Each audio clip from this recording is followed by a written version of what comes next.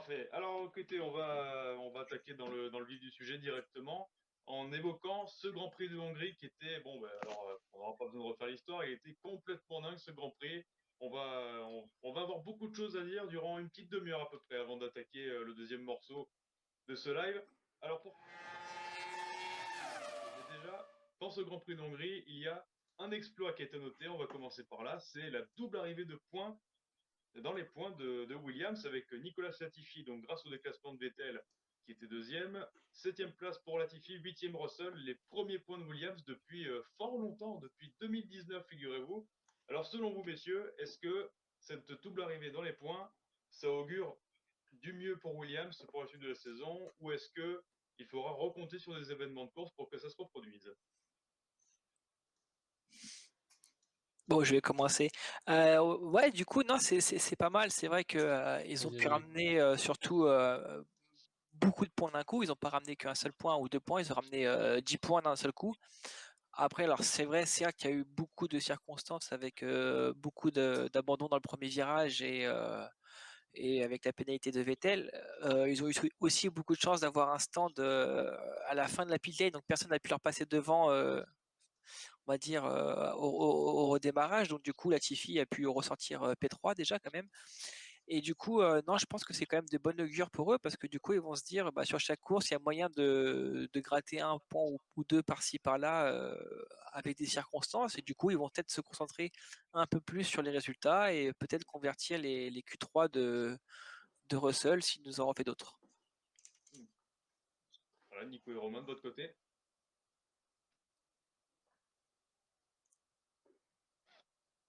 Messieurs, Romain et Nico, par rapport à Williams. Vas-y, Nico, il a pas Vas-y. l'air d'entendre, si. T'entends, Si, Nico si, ou... j'entends. Je laissais Ah, la Eh ben, parole à j'attends votre Bastien. intervention, Je les sais pas gars, si tu sur veux Williams. intervenir, Romain. ouais, non, mais du coup, franchement, bah, une super nouvelle pour eux, quoi. Honnêtement, je sais pas quel était l'impact du passage de Russell chez Mercedes, d'avoir fait son Grand Prix à Bahreïn. Je sais pas s'il a pu vraiment revenir avec des connaissances techniques et apporter une plus-value un peu quand il est revenu chez Williams, ce qui fait qu'aujourd'hui, ils sont un petit peu en train de progresser. Ou si c'est un peu une coïncidence, et aussi le fait qu'il y ait Darlington Capital qui soit arrivé entre-temps et qui fait qu'ils sont meilleurs. Mais du coup, franchement, c'est cool de les revoir bah, au moins marquer des points dans des circonstances un peu particulières. Franchement, c'est cool. Hmm. Et puis Nicolas, de ton côté, pour Williams, j'imagine que tu es content aussi, ça fait quand même plaisir à voir, hein. Ah, ça fait plaisir. C'est une écurie qui fait partie de l'histoire de la F1, ou tout du moins de l'histoire moderne. Et donc c'est mérité. Ces 10 points-là, fallait quand même aller chercher. Il y a eu des circonstances particulières. Mais bon, il y en a quand même qui ont fini hors des points. Ils ont réussi à placer leurs deux voitures et récolter 10 points, comme le disait Bastien. Du coup, ben, ils passent huitième. Et je pense que ni As ni Alpha ne va réussir à la régulière à venir les récupérer. Donc il faudrait qu'il y ait encore une petite catastrophe. On va prier Saint-Bottas du côté du fond de grille pour pouvoir ramasser quelques points. C'était la réflexion de Russell à la fin d'un Grand Prix où il disait qu'il a fait la course parfaite, je crois qu'il finit 11e, et il a dit que d'habitude il y avait toujours une petite casse et que finalement il n'a pas pu ramasser de points. Bon, le voilà, il finit derrière Latifi. Je suis content pour le Canadien aussi, et il finit devant son équipier. On met toujours en avant George Russell, mais bon, bah, Latifi se débrouille pas si mal. Donc bah, voilà, deux gros points mérités pour tout le monde.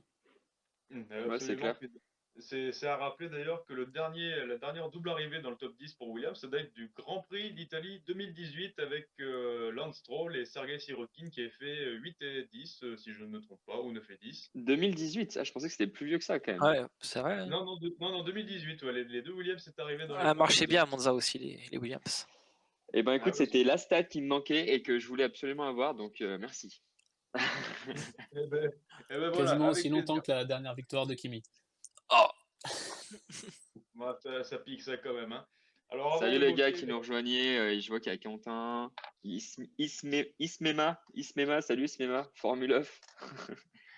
Salut les autres aussi. voilà. Et du coup, en parlant de stats, parce que là, il y a McLaren qui marque aucun point aussi.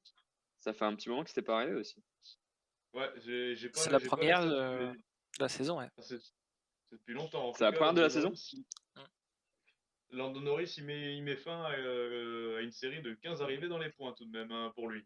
À son titre personnel, McLaren, bah, ça faisait un moment qu'il n'avait pas fait un double score, en tout cas une double arrivée. Et justement, ben alors, justement, on y vient, ce Grand Prix d'Hongrie. Qu'est-ce qui s'est passé au départ? C'est en tout cas ce qui a provoqué un petit peu tous les événements derrière, c'est ce carambolage provoqué par Valtteri Bottas qui a propulsé Lando Norris et ensuite c'est Lance Stroll qui est allé s'occuper de Charles Leclerc, puis indirectement de Daniel Ricciardo. Alors, dans le cas de Valtteri Bottas, c'est un moment assez critique dans sa carrière parce que soit il est reconduit l'année prochaine chez Mercedes, ou soit il ira ailleurs, probablement chez Williams, ne sait-on jamais. Mais quoi qu'il en soit, Bottas n'a pas marqué beaucoup de points, puis finalement une catastrophe non seulement pour lui, mais aussi pour les deux Red Bull. Qu'est-ce que vous en pensez? Que c'est après voilà, il y a pas de complot, hein. C'est voilà, ce qui lui est arrivé, c'est une erreur complètement débile, hein. Il y a pas d'autre mot parce qu'on l'entend sur rien que sur son rétrogradage de vitesse, il a paniqué quoi. Enfin, il a pas compris. Ouais, il rétrograde, on le Super sent, vite. on le voit rétrograder juste au moment où Norris le passe. Il commence à freiner. Et là, on voit qu'il se rend compte qu'il y a un problème. Et là, il rétrograde comme un taré, alors que On leur Alors bah, c'est trop tard, en quoi. plus, il était parti en deuxième au départ, il faut bien le rappeler, il n'avait pas pris trop de risques.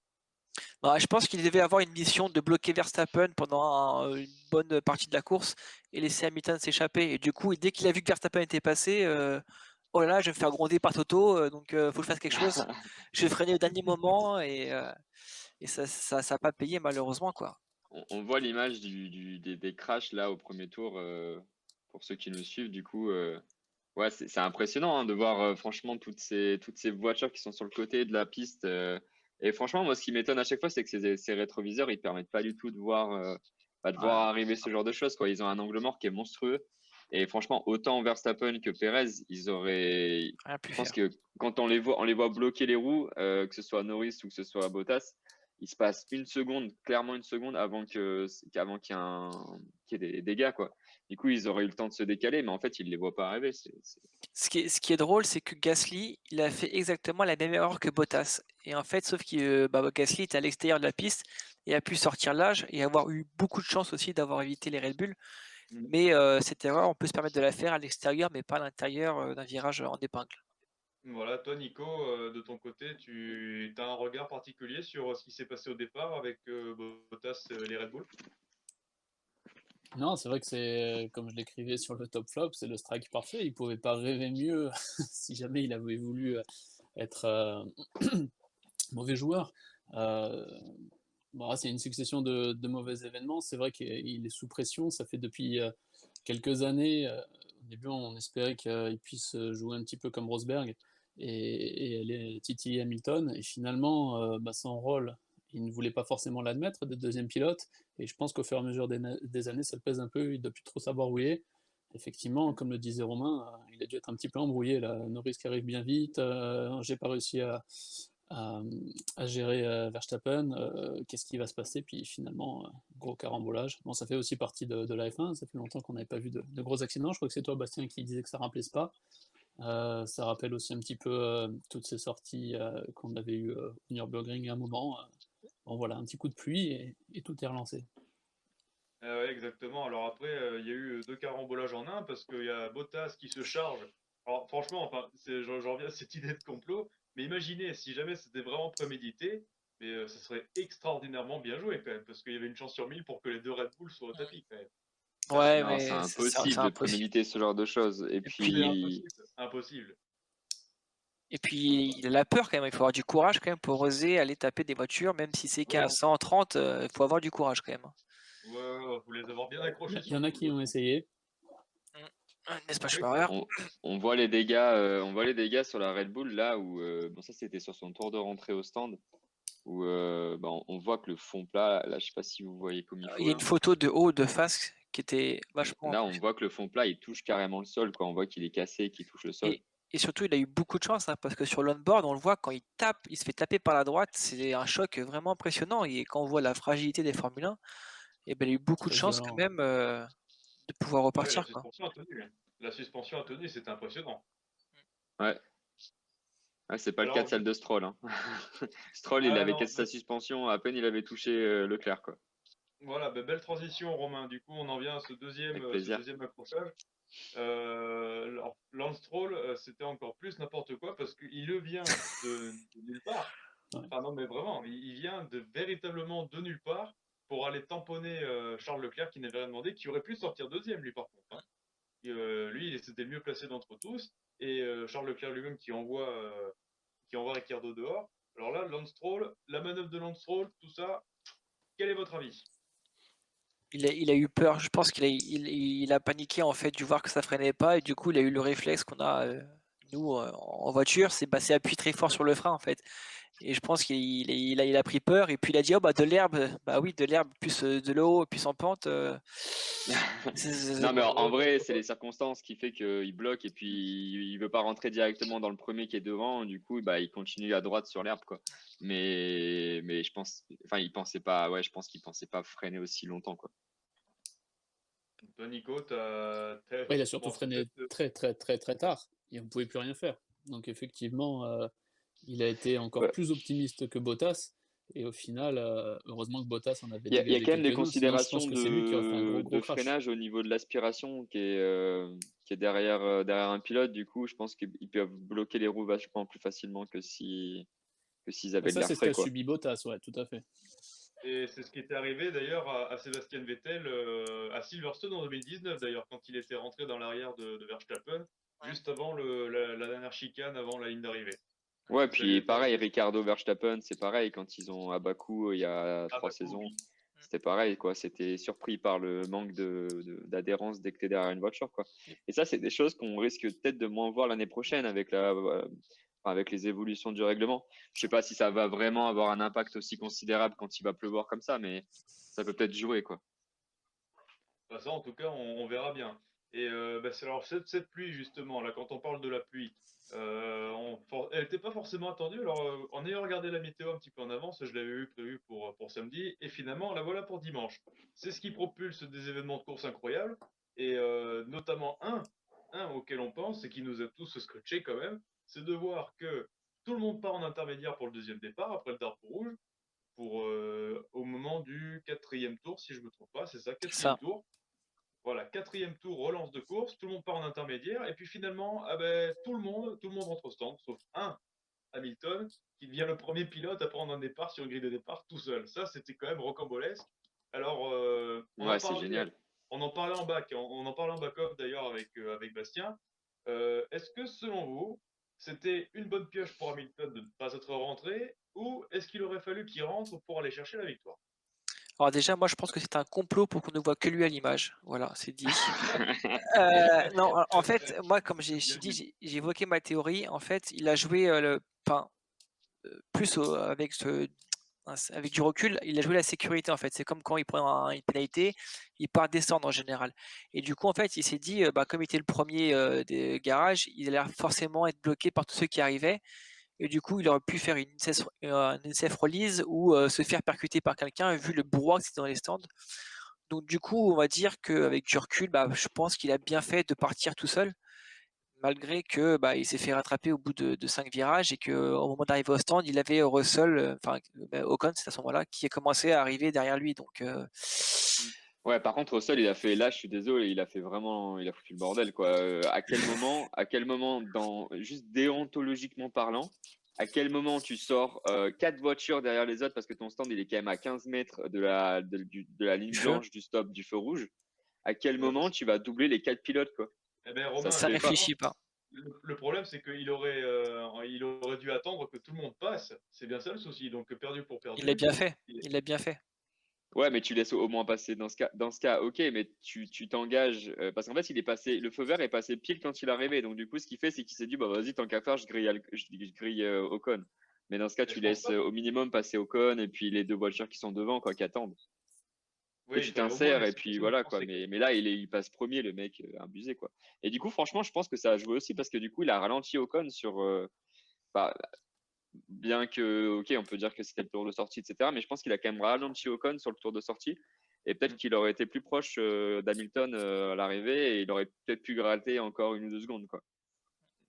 Certainement. Allons savoir. À toi, Nico, sur cet événement, qu'est-ce que t'en dis? Je sais pas trop, Nico, il est en l'avis pleine digestion, les assez gars. partagé. Dérangez-le pas trop, là. Il vient Non, de se non, c'est taper que 1500 calories, là. c'est vrai que de graines. Non, Alors, le vas-y. départ était assez impressionnant. Et c'est vrai que je croyais qu'il y aurait une moitié de grille peut-être sur la grille de départ et une autre dans la pit lane. Euh, je- je- on en a discuté avant le live. Je pense que Bastien a raison. Effectivement, si Hamilton y était allé, il y a beaucoup, beaucoup de chances pour que finalement il se soit retrouvé englué dans le trafic de la ligne. Euh, Raikkonen a accroché Mazepin, par exemple, ça aurait très bien pu lui arriver. Donc c'était assez sécurisant. Au final, il est bien remonté. Je ne sais pas s'il serait remonté mieux s'il était parti des stands comme tout le monde. Ouais, et puis Ouais, non, après, c'est clair. pour Et la, puis c'était le premier aussi, donc comment tu veux savoir si tout le monde derrière va rentrer ou pas? Tu peux et pas puis, savoir. et puis de toute façon, même s'il serait rentré, il aurait pu repartir avant tout le monde, bah, il aurait gagné la course avec 30 secondes d'avance et on aurait moins aimé, quoi. Enfin, en dehors de la victoire d'Ocon.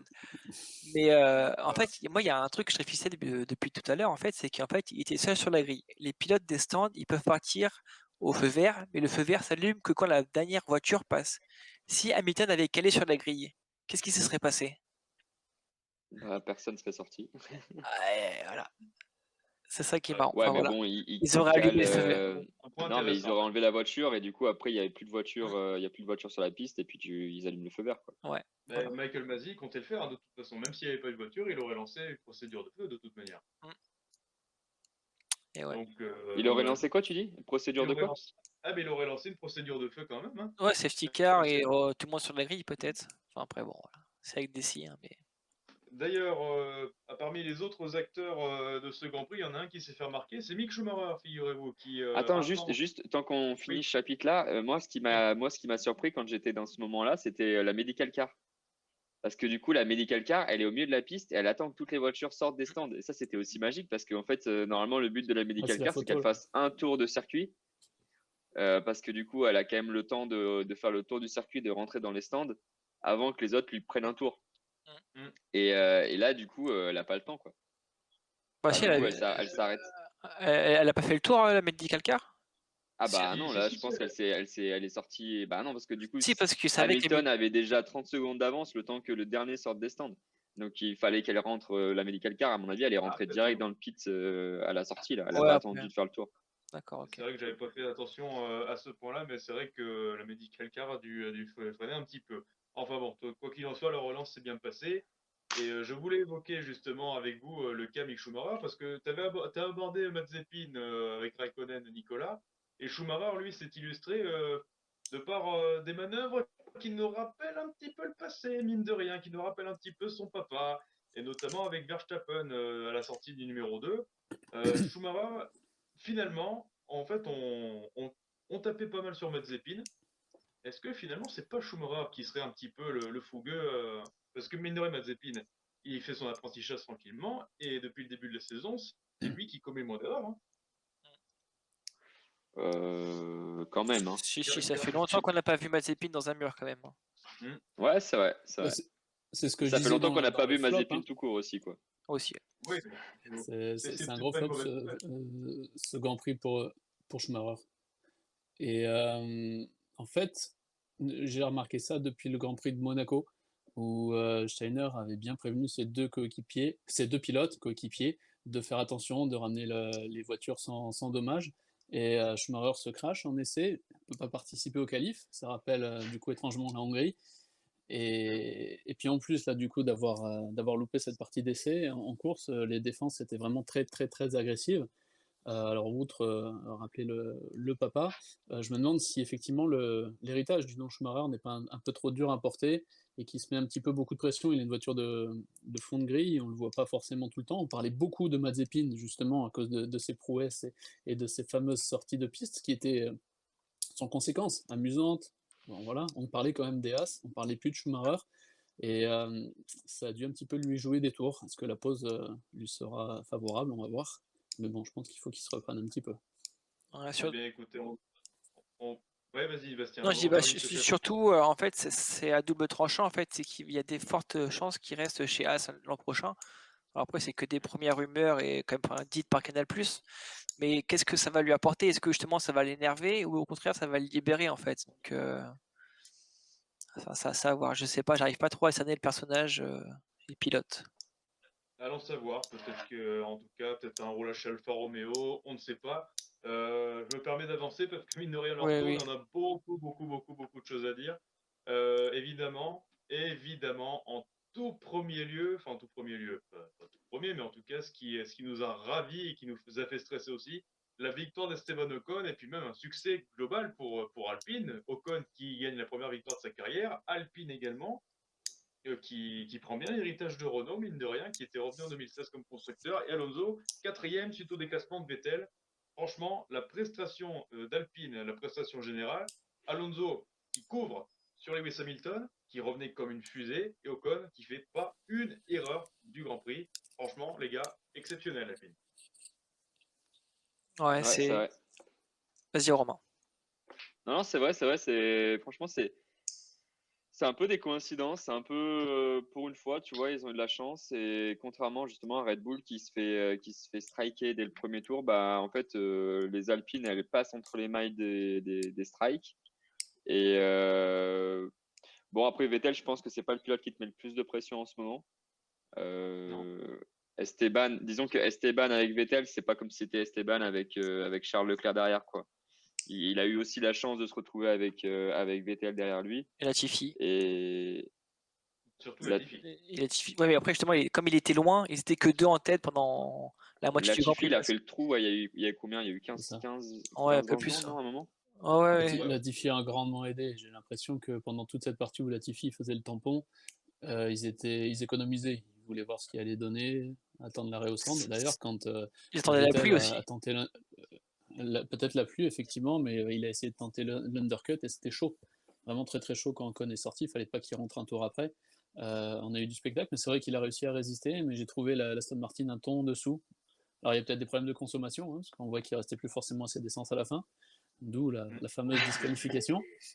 Mais ouais, bon, moi ce que je trouve dommage, c'est qu'on n'a pas assez médiatisé le, la bataille, ou en tout cas la performance d'Esteban Ocon. En même temps, c'est vrai, ils sont restés à une seconde et demie l'un de l'autre, et il ne s'est pas passé grand-chose non plus. Et derrière, il y avait de la baston. Et le duel entre Alonso et Hamilton nous rappelait les belles heures, notamment des deux chez McLaren, un petit peu plus tôt en 2007. C'était vraiment fantastique. Et on voit qu'on doutait un petit peu, je ne sais pas si c'était le cas pour vous, mais d'Alonso, qu'il a Au départ, si, réussi j'en doutais. à conserver, pareil, hein, moi sa verve, voilà, il a dû s'adapter à un pilotage aussi qui est différent en endurance, mais il est là, et puis il a l'air de vraiment protéger et de s'entendre avec Ocon. Donc Ouais, pour moi, c'était beau c'est une victoire. l'image à la fin du Grand Prix où on voit qu'ils sont tous les deux et Alonso il reste côte à côte sur le tour de décélération. C'était beau. Ils restent côte à côte tous les deux pendant 15, je sais pas, 15-20 secondes. Ils sont tous les deux côte à côte, c'est super beau quoi. La patrouille de Magnifique. France. Puis même, ouais, Il exactement. l'a attendu aussi au moment où les monoplaces étaient arrêtés, que Ocon saluait un petit peu tout le monde. Fermé. Alonso a vraiment fait dans le parc fermé, effectivement, saluer tout le monde. Ouais, Et le j'ai papa vraiment un bien peu aimé quoi. aussi le discours de Rossi. Ocon et Rossi étaient ensemble, et c'est un peu un discours marketing, mais j'ai l'impression qu'il y avait pas mal de sincérité. Et on était content pour le Grand Prix de France que Ocon soit prolongé pour 3 ans. Euh, il s'en est suivi un petit creux de vague, et finalement le patron a été là et a su remotiver un petit peu tout le monde. Je pense qu'il s'est passé la même chose pour Alonso, et on voit que là il y a un réel esprit d'équipe, et c'est ce qu'on attend dans le sport.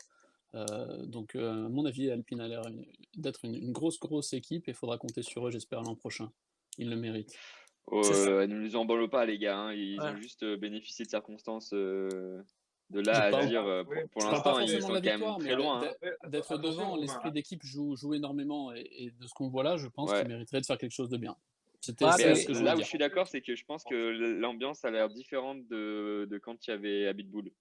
Donc, Ok. est-ce que c'est son départ aussi qui fait que du coup il y a une meilleure ambiance?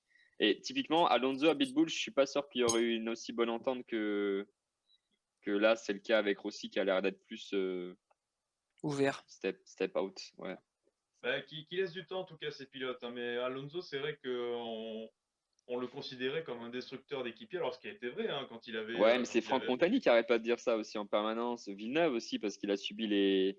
Enfin, voilà, c'est eux deux aussi qui donnent cette image à Alonso, parce qu'en France, voilà, mais peut-être qu'à l'étranger, ils ont pas les mêmes perspectives, ils ont pas la même vision. Peut-être pas, mais quoi qu'il en soit, Alonso démontre en tout cas un réel esprit d'équipe parce que déjà, bon, il faut bien se dire, il a le palmarès, il sait ce que c'est de gagner, il sait ce que c'est en plus, et il recrée un petit peu le passé, hein, mine de rien, parce que lui, il est pareil, il a commencé avec Renault qui était en essor, qui n'était pas capable de jouer tout le temps à la gagne, mais il a réussi une fois avec un brio terrible, et puis 2 ans après, il était champion du monde. Donc c'est peut-être quelque chose qui doit lui tenir à cœur, hein, je pense, on fait un peu Première d'esprit victoire en enfantine. Hongrie pour Alonso et Chrono. En Du plus, coup, dans 2 ans, Ocon champion du monde avec Alpine. Voilà. voilà, allez, comme ça c'est dit. Comme ça c'est dit, Et Pour en dire un plus, dernier quand, mot quand sur, Alonso a été champion du monde, il a coupé la série d'un très grand champion de Formule 1. Donc Ocon, dans 2 ans, champion du monde en doublant, en dépassant Hamilton. Voilà. Alors, tu sais qu'on va prendre une capture vidéo de ce moment et puis on le ressort dans 2 ans, hein. Ah, et sur mon compte Twitter, à 15h10, avant le drapeau rouge, j'ai dit qu'Ocon allait gagner la course quand même, hein. Donc Mais attention. tu l'avais dit comme ça pourquoi il y avait quoi? À ce moment-là, il Bah, était deuxième déjà ou ouais, pas? il était deuxième derrière Ouais. Hamilton en fait.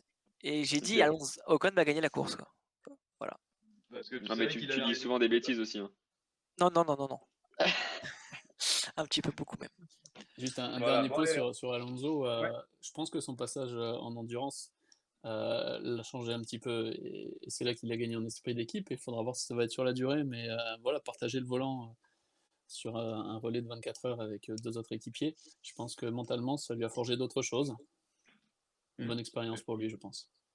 et puis apprendre d'autres choses, mais en tout cas, juste, on conclut là-dessus. Est-ce que vous pensez Oui, que Fernando Alonso est de retour? Ça fait quelques Grands Prix déjà qui est de retour, hein. Donc clairement. c'est pas mal. Allez, eh ben, écoutez, on referme le chapitre du Grand Prix de Hongrie. Puis franchement, on a une saison 2021 qui est magnifique, hein. Franchement, on se régale depuis le début de la saison. Non seulement parce On qu'il y n'a a des même pas courses parlé comme de ça. Vettel qui se fait disqualifier quand même. Qui? Bah allez, de Vettel qui se fait. Bah, si, on l'a évoqué tout à l'heure. On a Oui. évoqué Vettel au niveau de la consommation, mais ça après, qu'est-ce que tu veux dire? Problème de consommation. Le problème, c'est qu'on ne sait pas trop, hein. Bah apparemment, enfin, je sais pas, j'ai pas tout regardé, j'ai pas eu le temps non plus, mais apparemment, ce serait plus la FIA qui a eu un problème pour prélever ce qu'il y avait dans le réservoir. Donc je sais pas s'il y avait vraiment 1 litre ou pas. S'il y avait pas un Ouais, c'est litre, pour ça qu'ils ont pu faire appel de toute façon. Donc, ouais. à mon avis, c'est Bon, pas terminé cette bah, histoire. ben, après, bon, pour vraiment revenir sur Vettel, ben, mine de rien, Vettel, il commence à prendre un peu plus confiance. Alors même s'il est retombé un peu dans ses travers, il y a un fantôme chez Romain, faites gaffe. Alors voilà.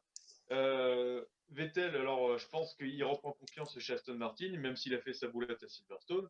Mais en tout cas, on voit un Vettel qui déjà est plus serein. Alors il a peut-être pas sa pointe de vitesse de ses années de champion du monde, mais en tout cas, on voit un Vettel qui fait parler l'expérience, en tout cas. Il a fait parler l'expérience. Il n'a pas fait beaucoup d'erreurs non plus, hormis des blocages de roues. Donc Vettel, pareil, hein, c'est dommage que ça soit disqualifié, évidemment, L'équipe, comment on dit? il n'y a pas de sa faute, de pilotage, quoi. Il a fait parler Oui, son voilà. expérience en tête à queue, tu as raison. Ah bah, Il devrait aller en chez tête As pour concurrencer Mazepin l'année prochaine. Oh, t'es bien dur, je trouve, Nico. T'es très très Ouais, dur.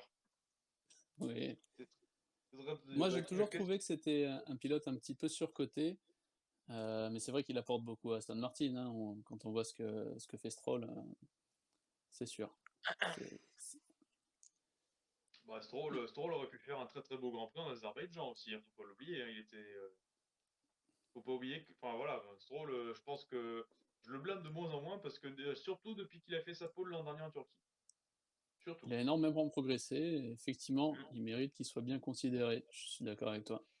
Mais Juste, si on revient vraiment sur la pole en Turquie, Pérez a eu un souci qui fait qu'il a pas pu. Je sais plus ce qui s'était passé, je me rappelle plus exactement. Mais il a été gêné ou il y a eu un truc qui fait que normalement il aurait dû signer la pole à ce moment-là et il a été empêché de le faire. Donc en fait, on retient que c'est Stroll qui l'a fait, mais je pense qu'il était en retard sur son coéquipier quand même. Enfin, voilà. Bah, certainement. Certainement. Allez, juste parce Allez. qu'on a pas mal d'auditeurs avec nous et j'ai vu qu'il y a Ismema qui a posé une question. Oui. On parlait de l'avenir de Bottas. Et donc Ismema nous indiquait que Villeneuve avait lancé le possible Oui. Stroll, échange et donc du coup retrouver Stroll et Bottas comme coéquipiers. Qu'est-ce que vous en pensez alors? si C'est sa question. ça vient d'arriver, j'arrête de regarder la Formule 1 et je m'hiberne en haute montagne. Bon, alors ça, non, mais alors après, c'est ouais. Alors il a émis cette théorie comme quoi Lawrence Stroll pourrait vouloir faire progresser son fils. Après, qu'est-ce que ça donnerait chez Mercedes? Je sais pas parce que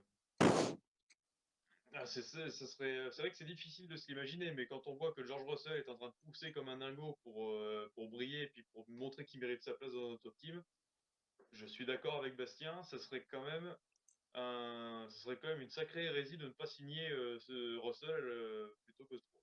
Et même Ocon, même Vesti en F3, il sera meilleur que Stroll chez Mercedes.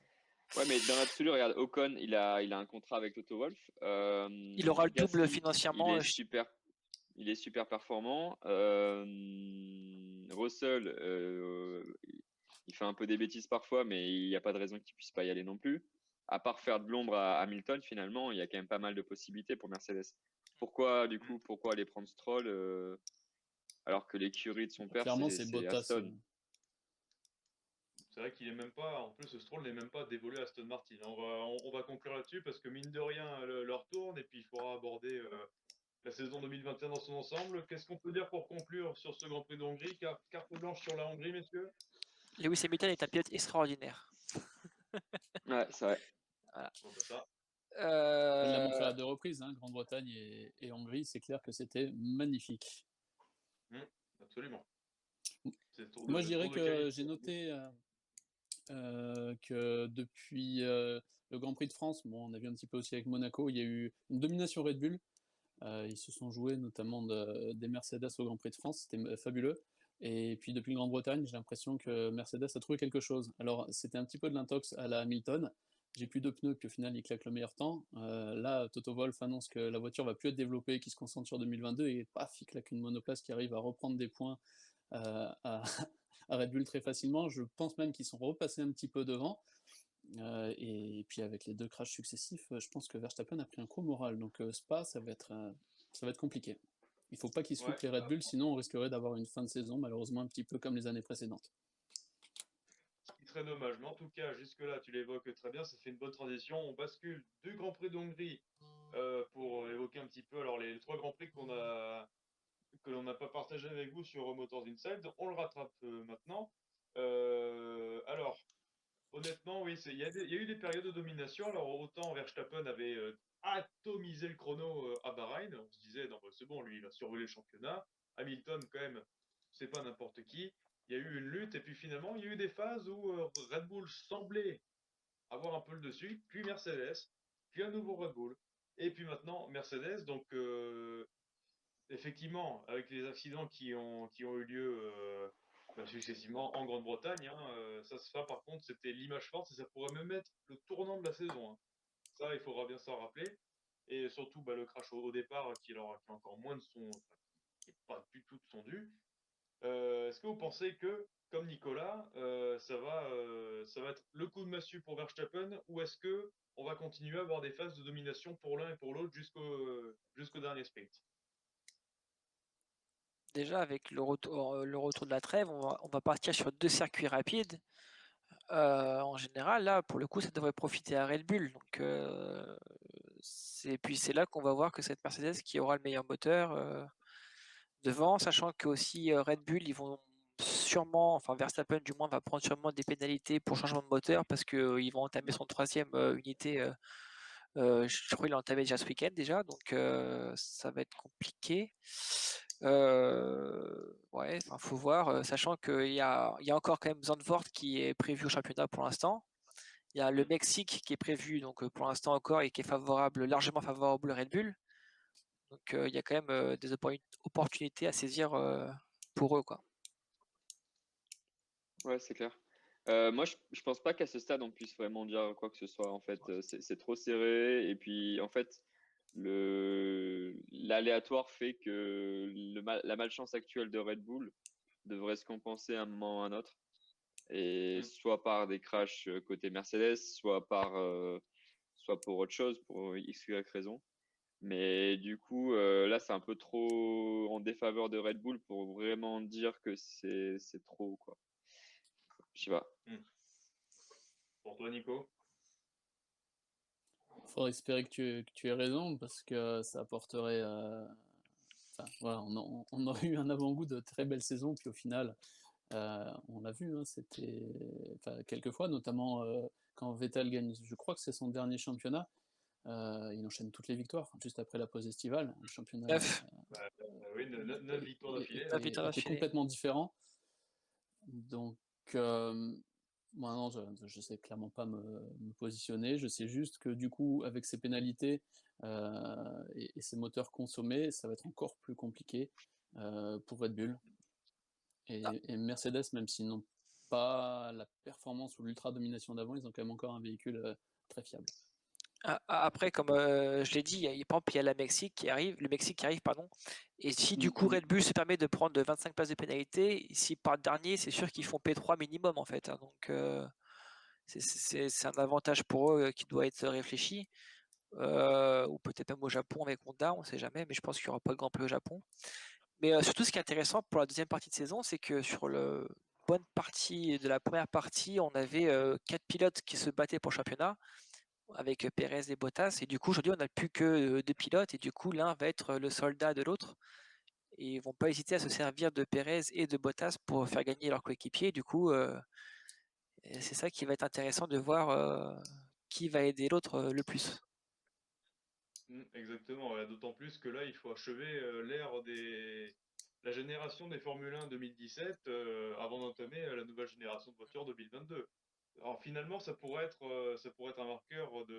un marqueur psychologique pour dire, eh ben, voilà ce que je peux faire cette année, et va savoir si l'année prochaine je peux pas être encore plus fort. Par exemple, ça peut être aussi ça. De toute façon, je pense pas que Mercedes, en tout cas, je pense pas que Mercedes se disent on s'en fout de ce championnat, on va chercher 2022 en priorité. Parce que quand même, là, il y a tellement d'enjeux, il y a tellement de tensions que finalement, naturellement, les deux forces vont essayer de rester devant l'autre et que le total basculement des ressources sur la Mercedes de cette année à celle de l'an prochain, effectivement, j'y crois pas trop. Non, surtout quand Mercedes, avant que Romain donne son avis, avant que je le coupe, en fait, ce qui Mercedes, ils font souvent, en fait, ils l'ont fait genre l'année dernière, c'est dès qu'ils ont le championnat plié ou presque plié, ils sont à 200% sur l'année suivante. Et du coup, en fait, ils se disent peut-être que s'ils plient le championnat 2 courses avant la fin, ils pourront se faire c'est comme ils l'ont fait l'année dernière à Abu Dhabi, faire des courses en étant un peu plus en retrait, mais en essayant des choses pour l'année suivante. Donc peut-être qu'ils vont chercher non plus à tête à gagner le championnat au plus tôt, Par exemple. par exemple. Ouais, moi je voudrais juste rebondir sur ce que dit Ismema sur l'état de santé de Lewis, qui peut être un facteur aussi pour jouer en faveur de Red Bull. Parce que du coup, on l'a vu bien fatigué là à l'issue du Grand Prix. Moi qui ai eu le Covid, je peux comprendre qu'il soit fatigué après avoir dû dépasser autant de pilotes, après avoir lutté contre Alonso et après avoir en plus du physique réfléchi tellement pour trouver une solution. Du coup, je peux comprendre qu'il soit fatigué. Et c'est vrai que si c'est maintenant, X mois, ça fait quoi? Ça fait depuis décembre, donc ça fait 8 mois qu'il s'est passé, quoi. Donc si 8 mois après, il est toujours il est toujours dans cet état-là, on peut se dire qu'en fait, il est peut-être pas à 100% aussi mentalement et physiquement pour lutter contre le championnat, contre Verstappen, quoi. Donc ça peut jouer en la faveur des Red Bull. On l'a vu aussi avec Pérez et Stroll l'année dernière qui ont eu le Covid. Ils ont eu quelques courses pour se remettre dans le bain.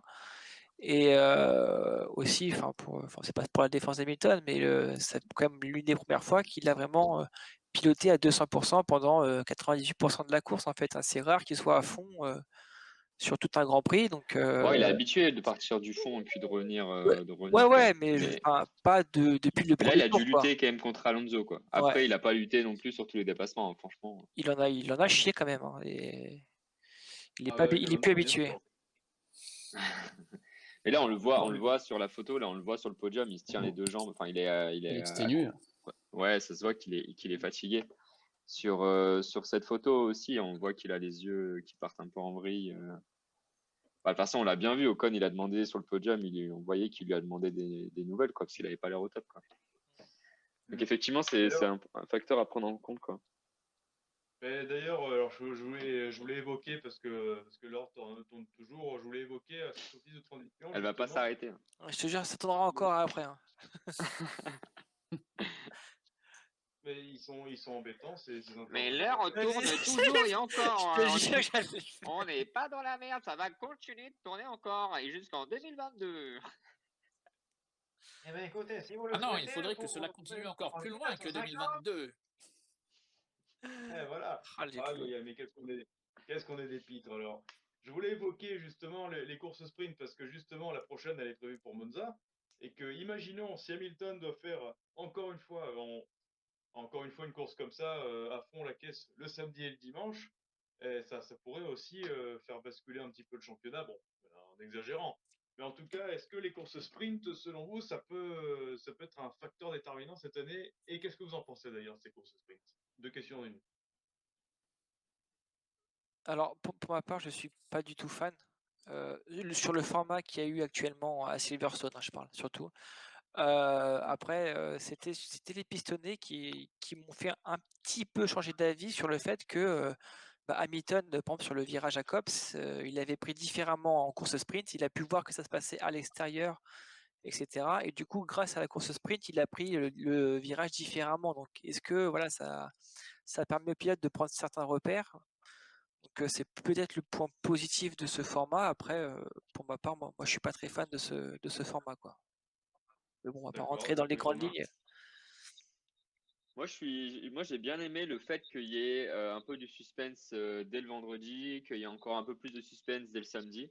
Mais j'ai été déçu de la course du coup parce que clairement après les 5 premiers tours, il se passait plus rien dans la course, quoi.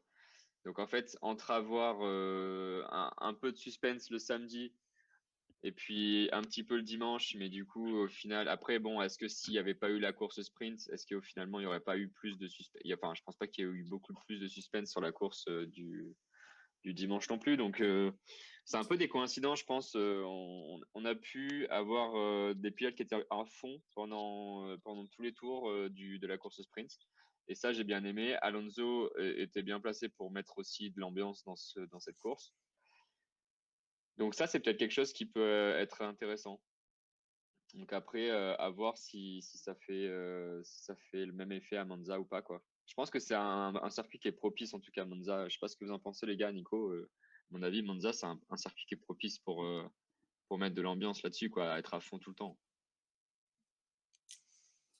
Ouais, alors déjà, juste pour revenir sur la course sprint, moi j'ai bien aimé effectivement le dynamisme du week-end, où le vendredi soir on se retrouvait déjà avec un enjeu important. Le seul point négatif pour moi, c'est qu'effectivement il faudrait octroyer. Comment... C'est pas Il y a un grave. problème? Nico était en train d'exposer son point. Ouais, ouais, non, je crois qu'on s'était coupé. Donc non, je disais simplement que le souci, pour moi, c'est l'octroi de la pole position. On devrait l'octroyer à celui qui gagne vraiment les qualifications le vendredi. Mais bon, ça c'est un détail pour le palmarès. Ça, on est tous Euh, d'accord. et puis, donc du coup, ce qui était bien aussi, c'est que le format qualification a un petit peu changé. Il avait le droit d'utiliser les pneus tendres à chaque phase de qualification. Donc il y avait plus ces espèces de stratégies à essayer de tenter le meilleur tour en Q2 avec peut-être des pneus tendres. Enfin, voilà, là, du coup, ils avaient tout le loisir d'exploiter vraiment pleinement la monoplace, et c'était plutôt pas mal. Et partir en plein neuf.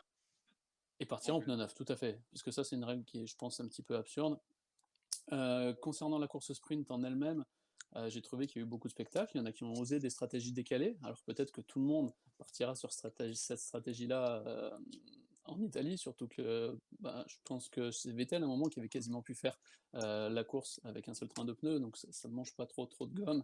Et point de vue pneus, il n'y aura peut-être pas trop de stratégie. Mais sur 25 tours, c'est Leclerc qui indiquait qu'il avait été à fond tout au long de la course, qu'il était plus fatigué au bout de quelques tours là, enfin un tiers finalement d'un Grand Prix, que sur un Grand Prix où il devait gérer différemment.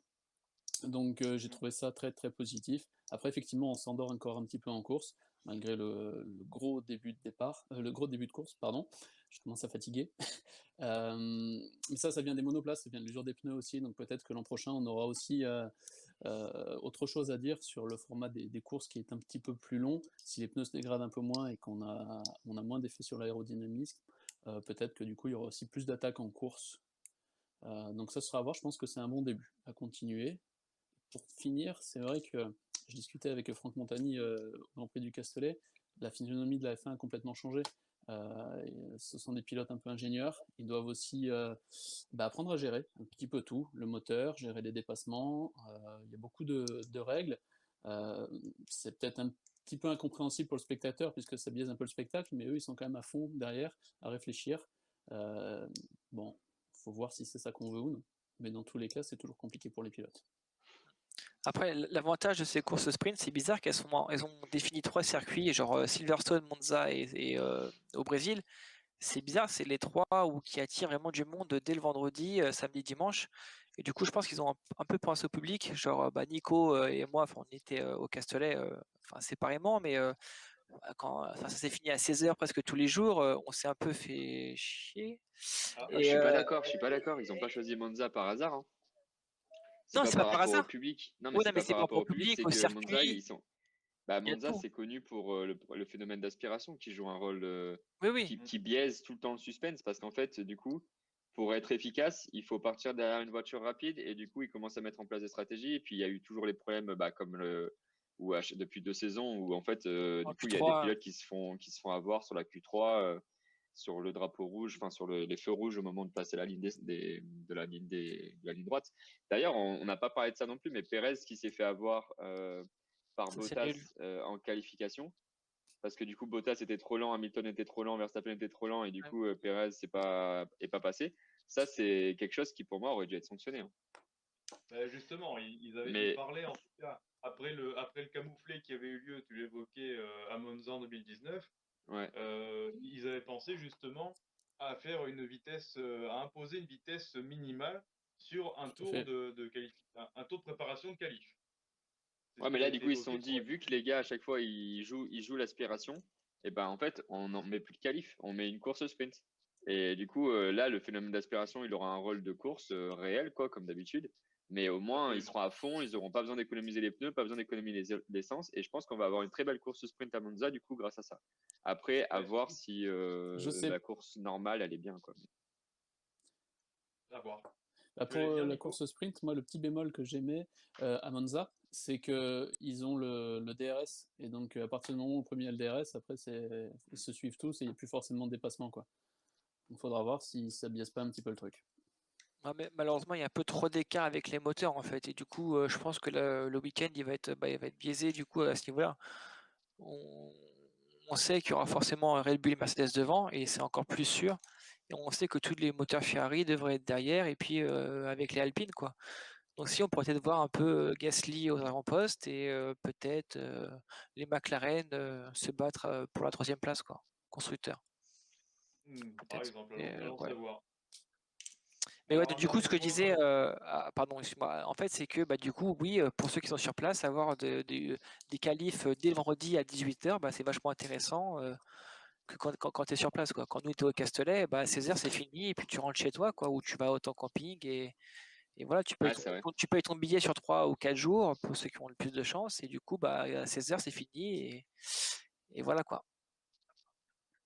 Allez, eh ben, écoutez, Il en faudrait tout qu'il y ait plus cas, de on va courses pouvoir. support, je trouve. J'ai trouvé ça un petit peu vide en Ouais. termes de spectacle Ouais, au après, au Castellet. Castellet, voilà, il y a eu le Chez Tom. Covid, il devait y avoir les Porsche et les W Series qu'on n'a pas eu, malheureusement, mais Ouais, puis normalement, il y a des concerts Tout à aussi, fait. des trucs comme ça, hein, voilà. sur les Là, sur à les Grands Prix. Silverstone, apparemment, c'était un week-end de folie avec la F2, W Series et les concerts, la Formule Sprint, et voilà. Surtout que il pourrait s'inspirer un petit peu de la MotoGP, mine de rien, parce qu'on a Moto3 le matin avec la Moto2 qui. Ouais, mais eux, ils ont qu'une course, en fait, c'est ça qui est.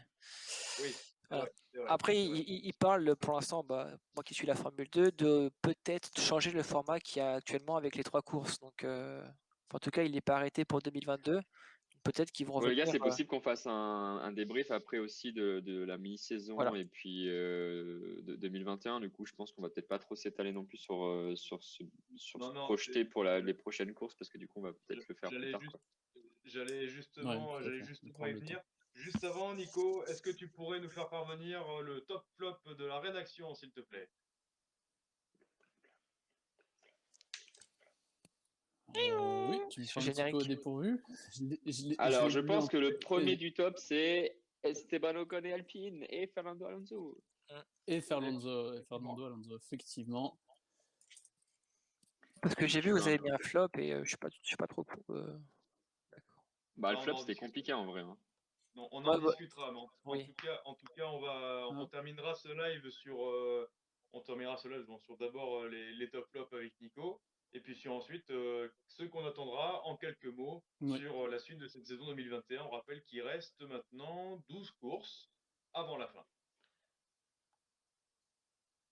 C'est ça. c'est ça, on n'est pas encore tout à fait à mi-championnat si tout va bien avec le Covid.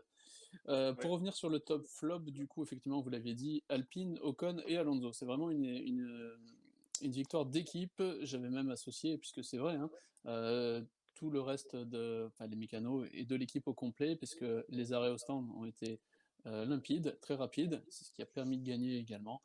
Et la stratégie a bien fonctionné également. Aucune erreur des trois et ça, c'est Deuxième rare. top, les Williams. Tout à fait. Exact. Les Williams dans les points. Euh, Moi, je suis revenu en début de live là sur Nicolas Latifi parce qu'on n'en parle pas beaucoup. Il a réalisé une superbe course. Russell, on le connaît, ils ont réussi un beau doublé en fin de, en fin de points. Un Ils Pierre finissent 7 Gaupé. et 8e, c'est Pierre Gaupé. amplement. Ouais, c'est mieux dit comme ça, effectivement. C'est mérité pour eux, je suis content effectivement pour Williams. Et puis, alors Sainz, bon, c'est vrai que moi je trouve qu'il mérite un top dans le sens où il a réagi à sa stratégie d'équipe. Il n'était pas d'accord, il a senti autre chose et il a imposé sa stratégie aux ingénieurs et ça c'était vraiment, vraiment bien. Bien lui en a pris parce que du coup il a failli retrouver le podium. On l'a vu aux avant-postes. Bon, il s'est loupé en qualification. Ça peut arriver, il a réussi à se reprendre, Bah, mais il est voilà, sur le podium, hein, au final. Il est sur le effectivement, podium au final, oui. avec la, Il a, la, la il a disqualification. quatre, il a 4 podiums dans sa carrière. Il y en a 2 qui ont été donnés sur tapis vert. C'est triste. Ouais. Son premier, son premier, je crois, il a été pas monté dessus. Son premier sur Encore plus tapis vert, chanceux absolument. qu'Hamilton alors. Allons savoir. Le flop 3, et tu me diras, Bastien, où tu n'es pas d'accord avec la rédaction, déroute complète pour le numéro 77. Bon, il n'y a pas besoin Non, très d'encore bien. étaler ce qui s'est passé, hein. Il est complètement à l'ouest, je pense. Il avait perdu de la pointe de vitesse. C'est un pilote rapide en qualification, il prend plus de pôle. En course, il arrive. Je pense que Pérez est un meilleur second pilote que Bottas en ce moment, donc il est nulle part. Voilà, le flop est complètement mérité. Michael Schumacher, on en a parlé. Trop agressif. Peut-être Michael, non. Mick. Mick, Oh là là, ce lapsus. Je suis Voilà, désolé, je suis les navré. Ferraristes. Non, je suis pas. Ouais, j'ai le t-shirt de Kimi, mais je suis pas Ferrari, je suis fan du Finlandais. Bref. Euh, bon voilà, très irrégulier. Et puis là, pas très raisonnable dans ses défenses. Donc il faut, je pense qu'ils prennent le temps d'apprendre, comme certains le font. Et donc j'imagine que si tu n'es pas intervenu, Bastien, c'est que Daniel Ricciardo au bord du gouffre, pour toi, ça te plaît pas forcément. Non. Euh, il a sauvé pour moi Renault de beaux podiums. Il avait vraiment la niaque, hein, on l'a vu. Là, il n'arrive pas à prendre en main son auto. Il y a quand même un gros écart entre lui et Norris. Alors je pense que s'adapter à l'auto et rester un petit peu derrière Norris, ce serait pas trop gênant. Mais là, il est complètement ailleurs. Pire que Bottas, j'ai envie de dire, par rapport à Hamilton en termes de performance, et c'est dur. Ouais, donc alors ouais, sur la première partie de saison, je suis d'accord que Ricardo est un flop, clairement, ça c'est clair, ça se voit. 3 podiums à 0, hein, si je me trompe pas. Mais c'est juste sur la course, je suis pas trop d'accord parce que en fait, il s'est fait carrément défoncer la voiture par Ouais, il s'est fait harponner quand même Stroll au premier directement ou tour. pas? Et Non, ouais, non, non, par c'est c'est par le Leclerc Norris, qui se fait toucher. Leclerc, ouais, Non, Leclerc. c'est Leclerc qui se fait toucher par Stroll et qui Et du percute coup, il était quand même en le tête à, part en tête Ouais. à queue. il était quand même en tête à queue et au premier tour, il était dernier. Et surtout qu'en fait, quand j'ai vu son on-board, et là j'ai ressenti en fait les boules qu'il devait avoir parce qu'en fait il avait la deuxième place devant lui, mais largement en fait. Et s'il n'y avait pas, voilà, bon, avec Dessy on refait le monde, hein, mais s'il n'y avait pas Stroll et Leclerc qui auraient touché, il aurait été deuxième. Et puis, qui sait, avec l'erreur d'Hamilton, il aurait pu gagner un Grand Prix, quoi. Donc c'est dommage. Ouais, c'est vrai, c'est vrai. Pour Non, ce- mais Leclerc, c'est pareil, quoi. Je veux dire, lui aussi, c'est pareil. Donc, en fait, c'est aussi un ensemble qui fait qu'il est vraiment pas bien non plus depuis quelques temps, quoi. Après, comme je le dis, en fait, quand t'as Tu pas aurais mis un de flop pour qui à la place alors du coup? un flop, La pression, la pression. non, les Alfa Romeo. En fait, tout le monde qui était sur la piste ont pu gratter le fait qu'il n'y ait pas de voiture, et puis eux, ils n'étaient pas là, quoi. Enfin, l'erreur c'était Raikkonen c'est Raikkonen avec Qui Mazepin. tape Mazepin. C'est une sacrée erreur, quoi. Ça se trouve, les gars, ils auraient pu avoir une P5 ou une P6. Après, il n'y a pas trop de flop là-dessus. Après, si moi j'avais un flop, mais je vais me faire taper dessus par certains. Mais j'avais envie de dire Red Bull pour leur qualif, en fait, parce que en fait, ils se sont fait avoir comme des bleus, et Pérez, du coup, n'a pas pu faire un tour, et ils devaient anticiper le fait qu'il faut 3 minutes au moins pour faire un tour de sortie. Ils l'ont pas anticipé. Et puis, ils se sont fait avoir au jeu de la petite guéguerre entre les deux, quoi. Donc, ça ne mérite pas non plus un Ouais. flop, mais c'est vrai que là-dessus, ils se sont fait avoir, et voilà. Et mine de rien, c'est vrai que mine de rien, il n'y aurait pas eu. Enfin, ils auraient été mieux qualifiés. Ils se seraient pas fait striker, quoi. Donc, en fait, encore une fois, Hamilton, il évite les problèmes parce qu'aussi, il est bien placé dès la qualif.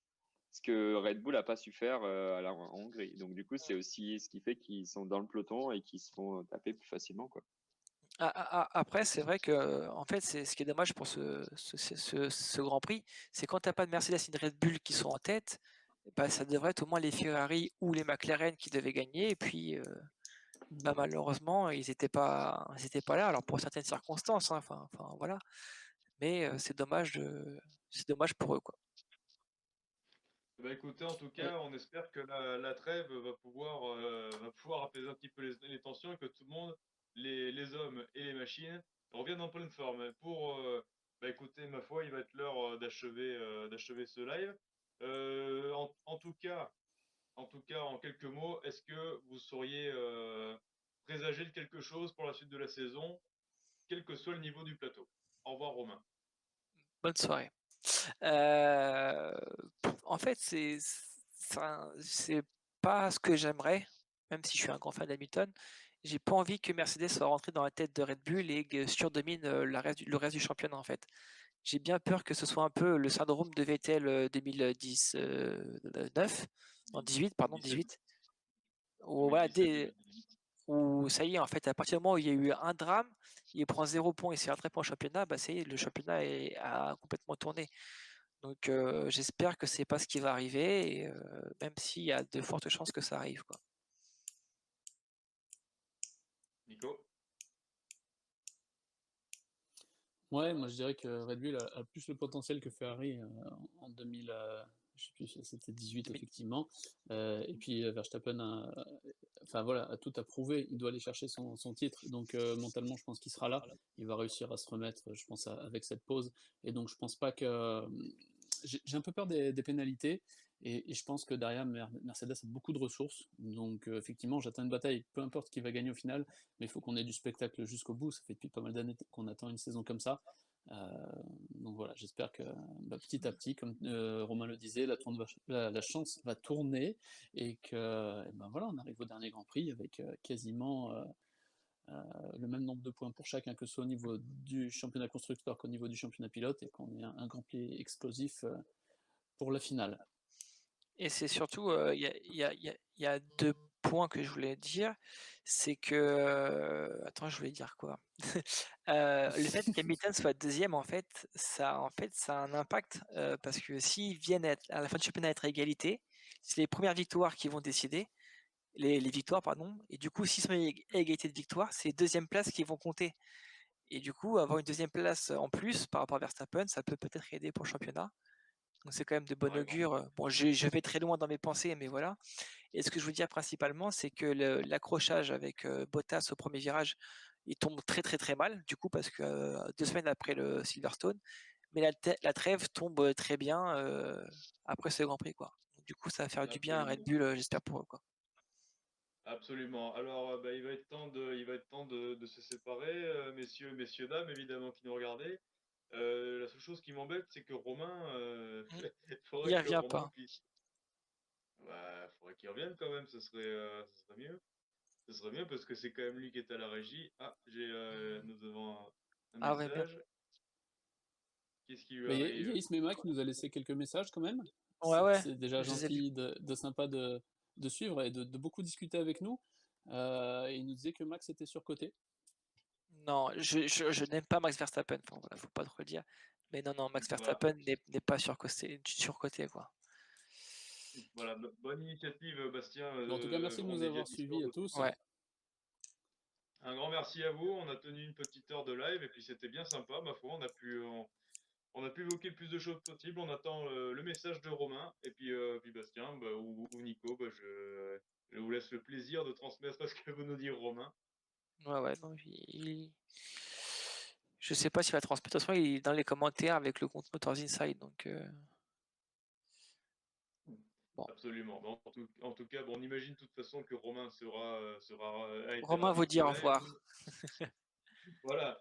Ah ben, au revoir Romain. Puis en tout cas, messieurs, ben, un grand merci d'avoir été présents pour ce live. Et puis, on devrait certainement se retrouver peut-être avant la reprise de la deuxième partie de saison. Et d'ailleurs, à la moitié du Grand Prix de Belgique, on sera précisément à la mi-saison, sachons-le. Voilà.